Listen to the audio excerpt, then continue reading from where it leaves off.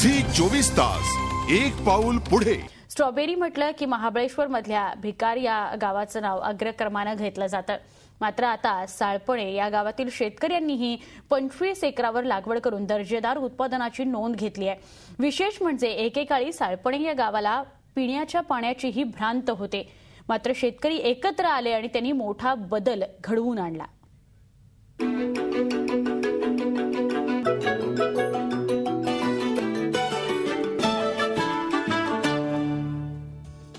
सातारा जिल्ह्यातील जावळी तालुक्यातल्या सालपणे गावात यंदा नव्यानं ही स्ट्रॉबेरीची लागवड बहरली आहे। सुमारे 110 लोकवस्तीच्या या गावातील शेतकऱ्यांनी 25 एकरावर ही लागवड केली आहे। याआधी या गावात पिण्याचं पाणी देखील उपलब्ध नव्हतं।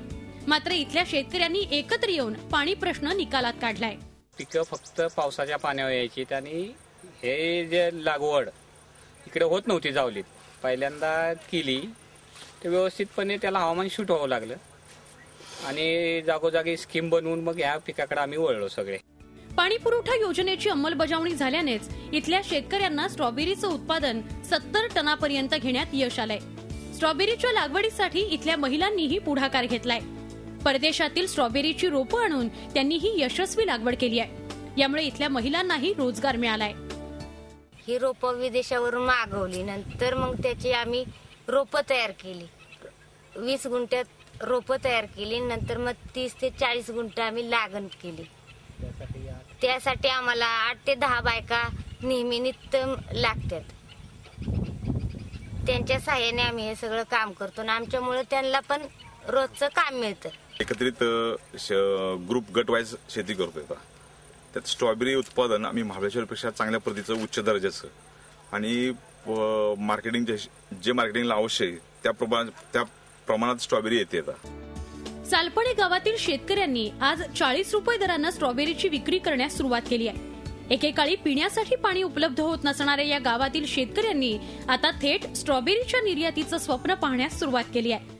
ऑक्टोबर नोव्हेंबर साधारण 375 रुपये पर पनेट आणि तो जर आता रेट काढला तर किलोला कमीत कमी 40 रुपये पडतो। त्याचा सरासरी जर ऍव्हरेज काढला 70-80 लाखाचं उत्पादन मिळू शकते एका गावात, म्हणजे आमच्या संपाने गावातच। त्यामुळे आता आम्ही सहकारी तत्वावरती एक सोसायटी स्थापन करण्याचं चाललंय। आमचे एक रजिस्टर मंडळ आहे, त्या मंडळाच्या माध्यमातून साधारणपणे आता आम्ही ह्या वर्षी आता आज अखेर 70 टनापर्यंत गेलेलो आहे। त्यात स्वीट चालली आहे, कामारोज आहे, विंटर आहे।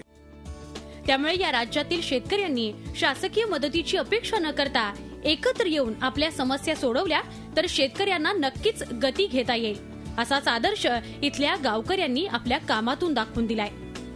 झी 24 ताससाठी साताऱ्याहून श्रीनिवास डोंगरेसह bureau report, Mumbai. Zee 24 Taas एक पाऊल पुढे।